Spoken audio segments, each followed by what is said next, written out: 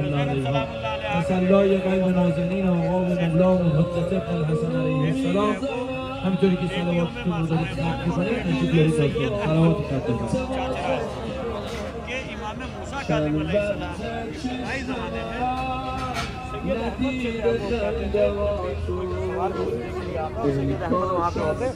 तो इमाम जो है वो सैयद अहमद से कहते हैं कि तुम जवाब वो तो प्रेजेंट में थे वहाँ पे 15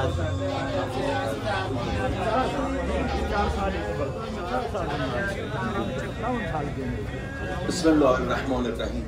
هنگام ولادت فاطمه زنانی که دین و ایمان نداشتن به کمک مادرش نیومدن. البته خواست خدا بود که دست زنان ناپاک بر بدن مطهر فاطمه نخوره.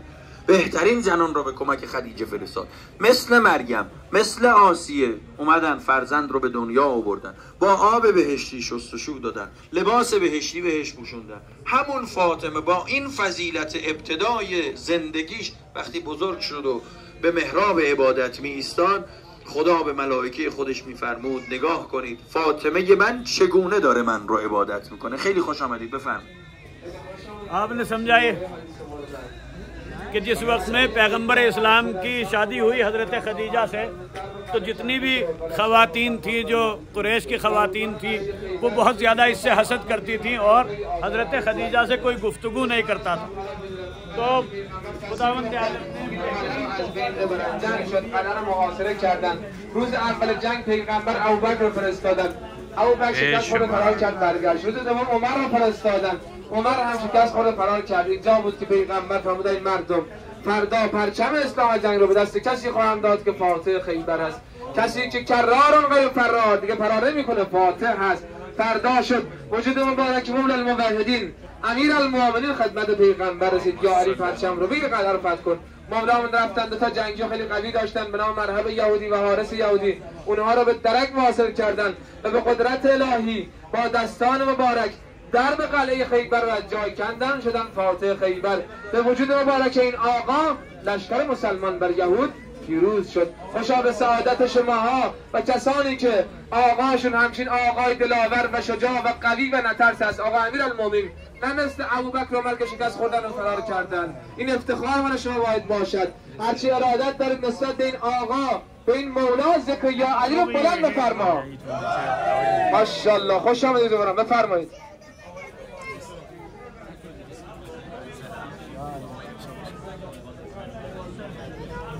خوش آمدید. خوش آمدید. دربار درست کرده.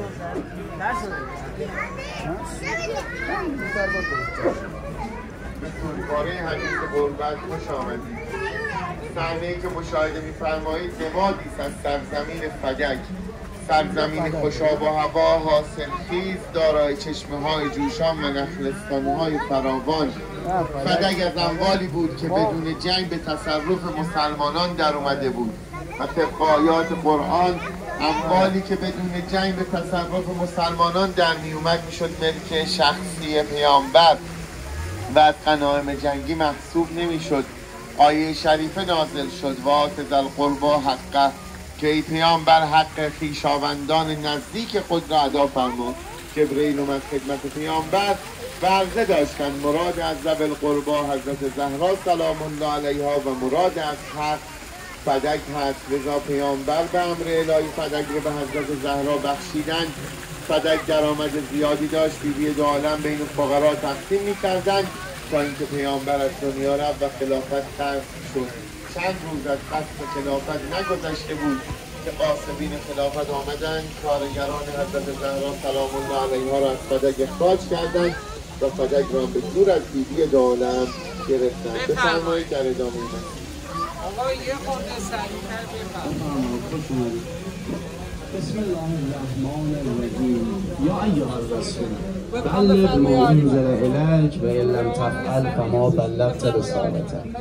ای رسول ما، اون چی که بهت گفتیم به مردم ابلاغ کن که اگر انجام ندی این کار رو، رسالتت رو انجام ندادی. اون چه امر مهمیه؟ چیزی نیست جز جانشینی پیغمبر. پیغمبر خدا وقتی که از حج برمیگشتن، وقتی که به منطقه‌ای به نام جحفه رسیدن، فرمان خداوند صادر شد که به مردم ابلاغ کن و بگو جانشین بعد از تو که خواهد بود. خب شنیدین واقعه قدیر رو بارها هممون شنیدیم. در 18 ذوالحجه حضرت علی به عنوان جانشین پیغمبر معرفی شد. اما چه شد؟ 70 روز بیشتر نمیگذشت از واقعه قدیر خم پیغمبر خدا به شهادت رسیدن. حضرت علی در حال قدس دادن بدن شریف پیغمبر بودند، اما یه عده از نامسلمان‌های مدینه از انصار و مهاجر اومدن تو مکان پلید و شومی به نام سقیفه بنی ساعده جمع شدن که برای پیغمبر جانشین تعیین کنن. پیغمبری که جانشین خودش رو معرفی کرده بود. پس اینها چه میخواستن بکنن؟ اینها میخواستن جانشین واقعی پیغمبر حضرت علی، کسی که خدا اونو معرفی کرده، از اینها محو کنن، یه نفر دیگه رو جاش بذارن. لذا یه نفر از مهاجر به نام ابوبکر ابن ابی قحافه جای علی گذاشتن. اولین نفری که اومد بیعت کرد و دست داد با اون به فرموده امیرالمؤمنین شیطان بود، به شکل پیرمردی عصازنان اومد با اون بیعت کرد و اینجا بود که تمام انحرافات عالم هستی از اینجا رقم خورد.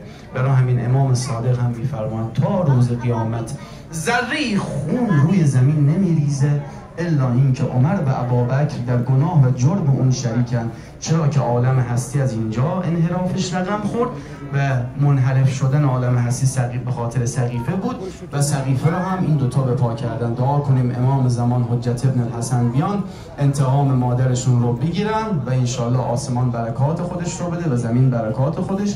بفرمایید ادامه مسیر فرج حجت ابن الحسن صلوات بفرمایید. خوش اومد.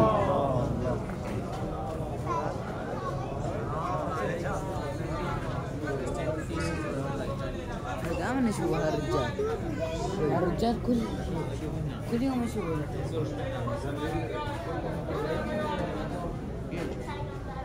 حيوان كم بله حضور یا خانم ها خوش سرتون هستن، یه مقدار سریع‌تر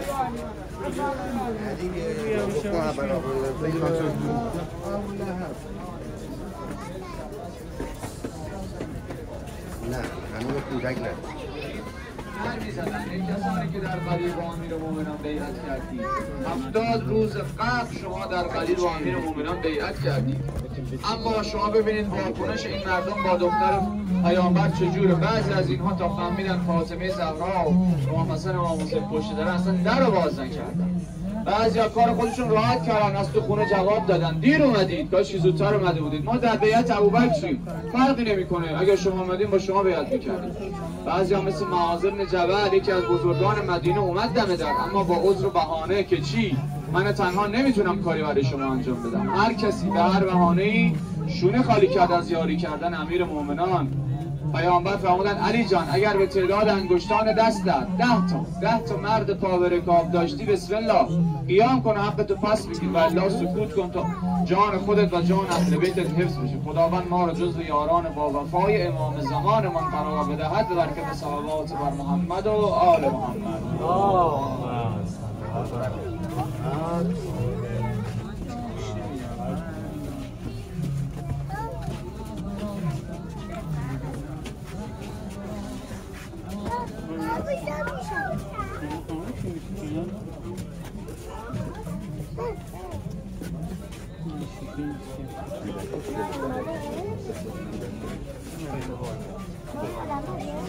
آره بابا علم دار برو.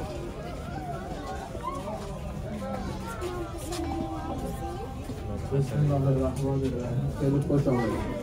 بعد از اینکه حاضر نشدن بسم الله الرحمن الرحیم. استنصار یاری خواستن فاطمه زهرا برای امیرالمؤمنین تا 40 شب فاطمه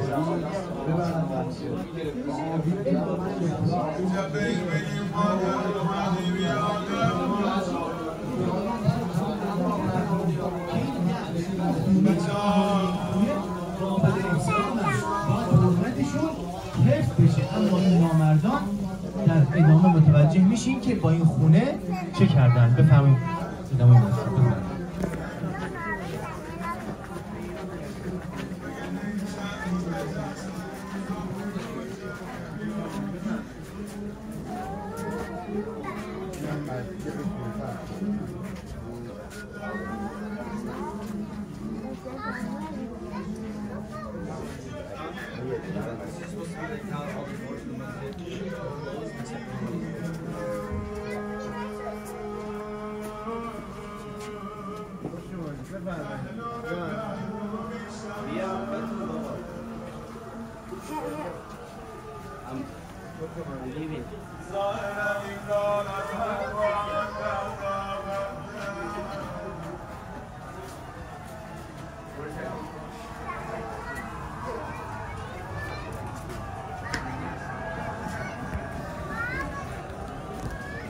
در قبال زخم‌های جنگجویان احد همزه می‌داند چرا مسمار. بسم الله الرحمن الرحیم. خیلی خوش آمدید. بعد از اینکه آقا امیرالمومنین حاضر نشدن با غاصبین خلافت بیعت بکنند، به خونه حضرت حمله کردن آقای من و شما رو واسه بیعت اجباری ببرن مسجد. معاویه تو نامش مولا علی می نویسه: علی یادت هست همچون شطوری که رام نمیشد تناب به گردنت بستن، از خونت کشیدنت بیرون. تناب به گردن آقای ما بستن، غریبانه تو کوچه های مدینه دارن میبرن. خانم فاطمه زهرا یه تنه در برابر این همه نامرد میخوان از امام زمان خودشون دفاع بکنن. ازا کمربند مولا رو گرفته، نمیذارم علی رو ببرید. علی منو کجا میبرید؟ اون نانجیب به غلام خودش قنفذ دستور داد: قنفذ زهرا رو از علی جدا کن. قنفذ انقدر با غلاف شمشیر به پهلو و بازوی مادرمون زد، مادر از حال رفت رو زمین افتاد جلو چشم علی، جلو چشم غیرت الله. تو برو بیا میزد زهرا رو، خیلی بی هوا میزد زهرا رو. علی حق داره یه گوش دق کنه، آخه بی حیا میزد زهرا رو. ناله بزن یا زهرا، یا زهرا، یا زهرا.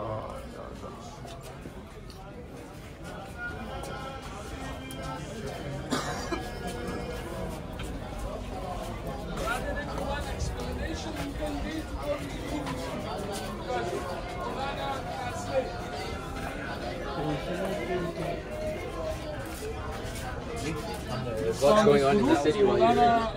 Translate it.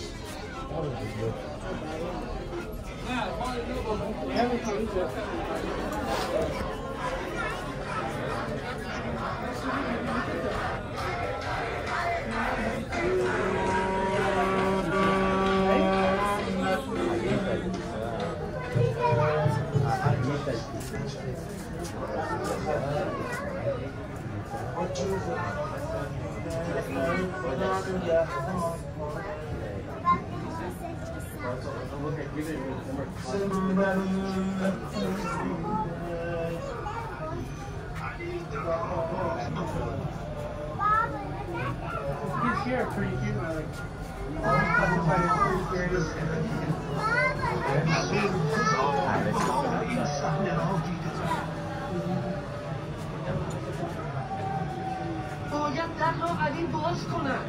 این در باید باز شود. علی را بیرون خواهیم کشید. اگر یک خنجر، فقط یک خنجر ناخواسته در پهلویش، نمیدانم. علی بیا، ما همگی منتظریم. خلیفه هم نگران است.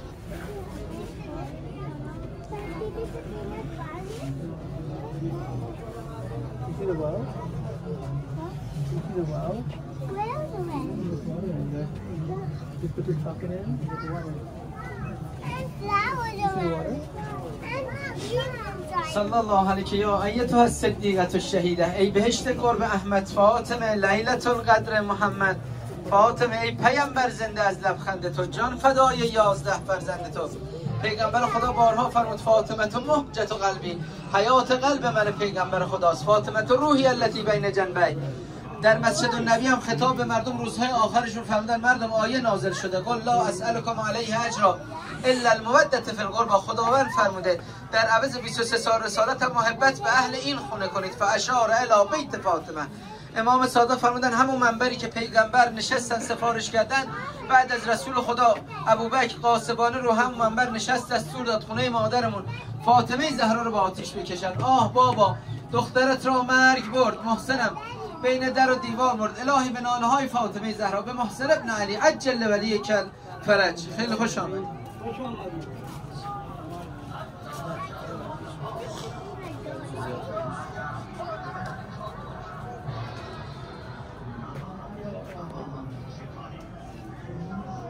خوش آمدید.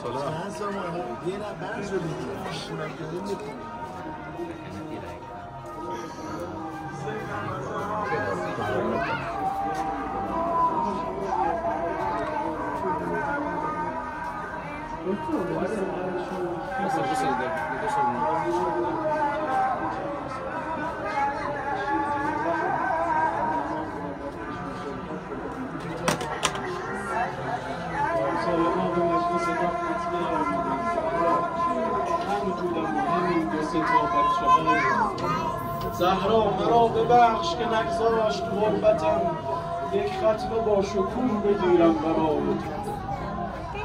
تا وقتی که حضرت زهرا زنده بودن وجودشون رو فدای امام زمانشون امیرالمومنین کردن. وقتی هم که رفتن با قبر مخفیشون، تا لحظه ای که این قبر مخفیه فریاد میزنه مسلمانان چرا شب دفن شد صدیقه کبرا، چرا گم شد نشان قبر آن انسیه هورا. این قبر مخفی مرزی هست بین حق و باطل و این درسیه که فاطمیه به ما میده که پای کار امام زمانمون باشیم، از امام زمانمون فراموش نکنیم. اللهم به حق فاطمه عجل ولیک الفرج. خیلی خوشم.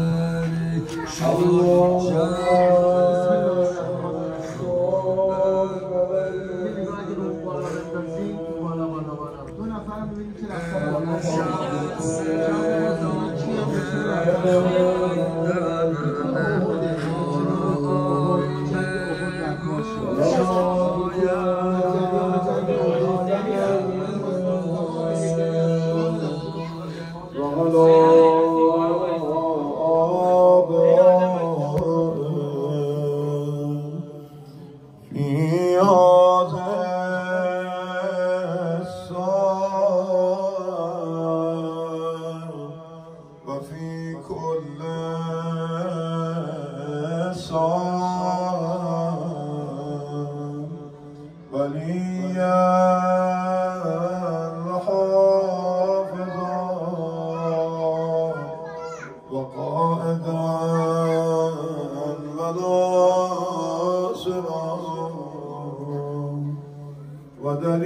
Jal